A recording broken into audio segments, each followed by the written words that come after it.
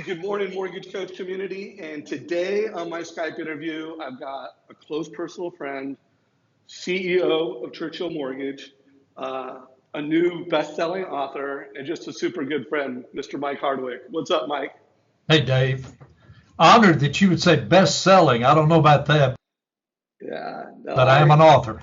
You are an author. Well, I've been seeing it in a lot of places. I saw Todd Duncan talking about it. I can't remember whose office I was in recently, but it was another mortgage company, and they had your book, and I was just like, man, this thing's everywhere. Todd's talking about it. Loan officers are talking about it. I have it. Um, The so power of social media. yeah, right. So we're going to make it an even better selling book after today's interview. Every required reading for every mortgage coach leader. How's that? Thank you. Yeah. Thank you. That'd be great. Good. Well, let's have this conversation around this, Mike. We've got a lot of lenders that are partners of ours. We've got thousands of loan officers, but you're one of our best clients when it comes to adoption of the mortgage coach technology. And one theme that I think is central in the industry right now is that loan officers want to upgrade how they use technology. CEOs, they all want to, especially referral-based lenders, they want their loan officers to use technology. They want their loan officers to be better advisors and coaches. And you've created a great culture at Churchill, and a lot of the principles in the book are, they're alive and well. So what advice do you have? And let's start with CEOs. So head of production CEO, when it comes to rolling out something like Mortgage Coach, and please use metaphors, stories, and principles from the book as you answer these questions. Okay, so Dave, one quote that comes back to my memory, I heard it 2 decades ago. It was attributed to Will Rogers. And so I've never been able in Google searches and whatnot to verify that Will actually said this, but whether he did or did not is a little irrelevant because I believe it's true. And what it says is people change, but not much. Right. And yeah, so what I've learned in almost 40 years now, managing people, starting a few businesses, we started Churchill Mortgage 25 years ago this year, is that it's very, very, very difficult to get anyone to change. The most difficult person to get to change often is me. And then getting others to change is difficult as well. So I have found that change usually comes slower than I wish it would. And the only way to effectively get substantive, positive, valuable change is to be persistent. We've got a phrase that we use here at Churchill. I coined it now about 3 years ago, and the phrase is be persistently consistent. The old saying, Rome wasn't built in a day. Getting change doesn't happen overnight. It's a process, not an event. And so you've got to have a certain level of just dogged determination, not willing to take no for an answer, being understanding that everybody won't buy in fully up front. As you know, you've been working with us, you've been an invaluable partner to Churchill Mortgage. And I would say that I have said that to anybody.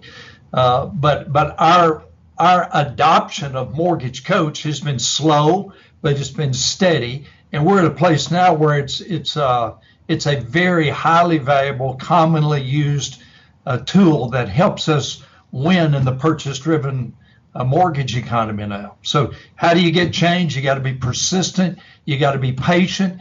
You can't quit. You got to, the title of my book, you got to keep chopping wood every day. You got to keep coming at it. Yeah, well, I love that. Well, I'm often asked, who are companies that do a great job of adopting technology and Mortgage Coach, and what are some of the principles of success? And I always, I talk about you, and I talk about the fact that you've been so persistent. It wasn't like, oh, we're going to roll out Mortgage Coach, so we're going to have, overnight change within a month or a quarter. It was a 2-year initiative. And then I think it's a good metaphor to jump into the whole concept of keep chopping wood, because we've even picked that up. I've picked that up in my language. Because if I thought of two things that have made you so successful as it pertains to mortgage coach, it's the persistent commitment over time, and it's the fact that you're just always chopping wood. I mean, just always chopping wood. So Right. so tell us, other people don't know that metaphor. They're probably even like thinking like, what are these guys talking about? Share how chopping wood became a metaphor and how it's such a core principle at Churchill and in your book. You titled your book after it. Exactly. So I'm watching a professional football game several years ago. It was the Jacksonville Jaguars, and I don't remember who they were playing, but the head coach of the team. Hopefully not the Broncos. Hopefully not the Broncos. Or the Titans. But in any event, it's back when they were winning a lot more than they have the last few years. Let's say that. They've had a winning season before? Well, yeah. Okay. Hope we don't have a lot of Florida listeners watching right now. But anyway, their head coach was a great guy. His name is Jack Del Rio. I think he's now coaching, I believe, Oakland. He coached to Denver there for a while. Anyway, they're playing a game. They were heavily picked to win. Halftime, they're actually losing. And I think they were losing by maybe a couple of scores. And so, as is typical, they come back in the second half very strong. They win the game. After the game, the sideline reporter was interviewing Jack Del Rio, the coach, and the sideline reporter said, "My goodness, Coach, what did you say to your team at halftime to get them so pumped up and to cause them to do the 180-degree turn and become the team everyone expected them to be in the second half? Did you go in there and slam chairs against the wall? Did you dog cuss them? What did you do?" And Del Rio was very calm. He said, "No," says, "I really didn't do a lot. I just reminded them that we've got to keep chopping wood." And so the silent reporter says, "What do you mean by that?" And Del Rio said, "Well, way back in the summer in our OTAs, our organized team activities, when we began preparing for this year, we were looking for a theme." And he said, "I came up with this crazy idea. I had a contractor go out and chop down this gigantic tree. And they brought in a block of wood that was so massively round and big that we had to use a crane to get it into the locker room." He said, "Then I had a big axe and I planted it in that block of wood. And on the very first day of OTAs, I told our team, it's important this summer that every one of you give 100% every minute of every day during practice. Whether you're running sprints, whether we're running a play, no matter what you're doing, you give 100%. And here's the deal. A lot of us won't be able to tell if you give 100% of the time. Only you'll be able to tell that. But if you can walk in this locker room at the end of every day, every practice, and you can look yourself in the mirror and you can say, honestly, I gave 100%, 100% of the time today, that will have earned you the right to pick up that axe right there and hit this block of wood one time. No one of you can chop this block of wood in half. But all of us collectively, if we're really giving 100%, 100% of the time, we can chop this block of wood in half. And my goal is by the end of the summer, cut this thing in half." He said, "So we did it. And all I had to remind my team was, guys, in the first half of the game today, some of you weren't chopping wood. Some of you were taking a play off. Some of you weren't doing your job. Keep chopping wood." I love that metaphor. I've incorporated it in our company. That was our theme about 4, maybe even 5 years ago now. That year was, hey, processors, 100%, 100% of the time on your job. Your job is not to originate a loan. Your job is not to underwrite the loan. Your job is to be a world-class processor. Same way with underwriters, world-class. Give 100%. Keep chopping wood. That's where it came from, Dave.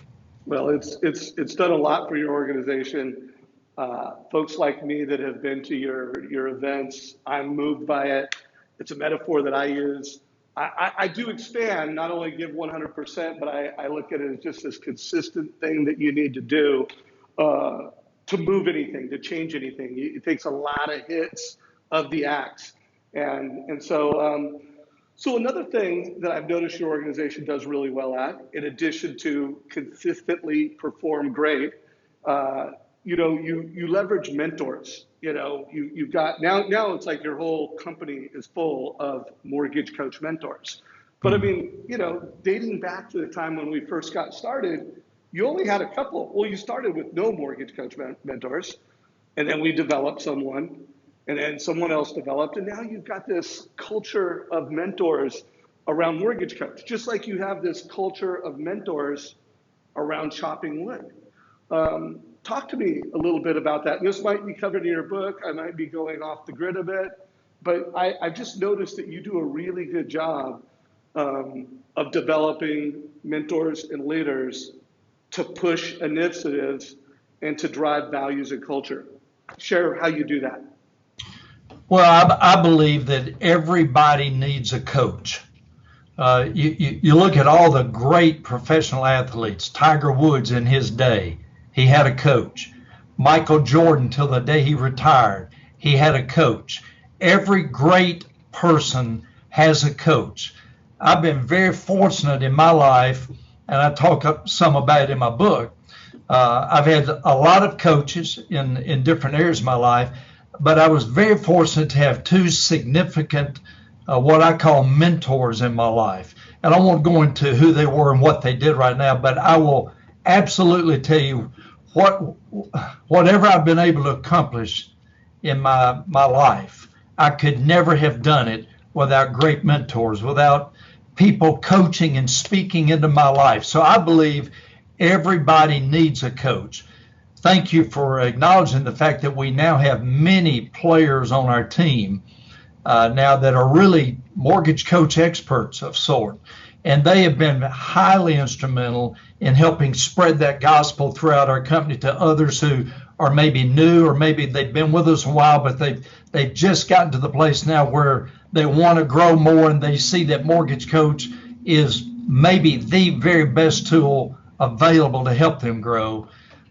We've been very fortunate to implement throughout our organization individual team members who serve kind of as mortgage coaches and help spread that tool on throughout the company. Well, I love it. I think it's a hallmark to your success, not only with Mortgage Coach, but the success you've had with HBM. Anytime you and Matt get behind an initiative and you get behind it for a period of time, you chop wood, you push excellence, you build mentors, it happens. So if anybody who's watching this, first of all, if you're getting value from it, like it. You're watching to it on YouTube, give us a like. Share this with your team. Share this with other folks. But build that mentorship. I would say that when I think of all the other lenders that have had success or the branches, it's because they were intentional about that. We may have started with no mentors, but we grew mentors, and then it spread. And if you're new to Mortgage Coach, find a mentor either in your own company or outside of your company. If you need help, you can comment below, and we'll get a link. So let's do this. I'd like to keep these calls no more than 20 minutes. Shoot for 15 minutes.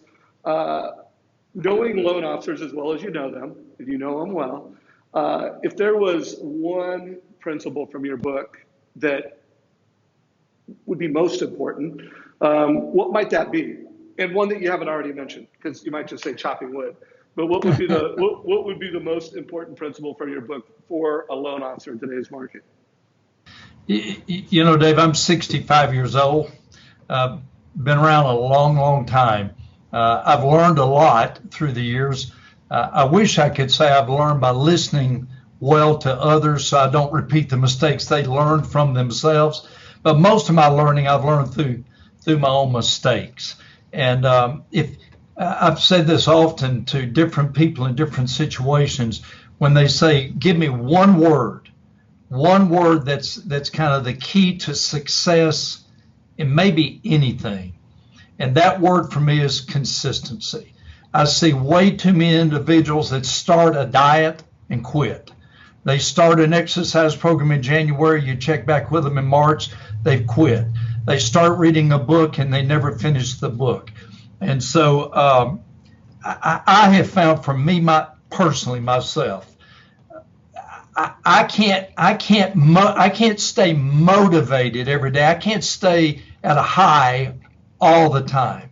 And so I've learned that when I find something that I think can bring me personal value or bring our company real value, then I make a commitment to it and I stick to it through good times and bad times. You know, come the old saying, hell or high water. And I have found, just like my father, you've met my father. Oh, yeah. Dad started a church when he was 18 years old. Who does that? Who starts almost anything? I know you and your beautiful wife and your two tremendous kids, you wouldn't take your family to a church where the pastor was 18 years old. You're smarter than that. And yet, for some reason or other, Dad, he says, son, I had a calling, whatever that means. And he stuck with it. Well, here's the deal. He could have quit a slew of times, probably came close to quitting many, many times, but he didn't. 60 years later, when he retired, he had a church of 8,000 members. So you do keep chopping wood. You don't quit. You are consistent. You be persistently consistent in creating daily disciplines, whether it's rainy outside like it is right now or the sun is shining. You just keep on keeping on. And all of a sudden, here we are. I started Churchill Mortgage 25 years ago. It was just me. Here we are 25 years later. We're in 41 states, and we're an overnight success. No, we're not an overnight success. We've worked really, really hard. We've consistently stayed with our objective.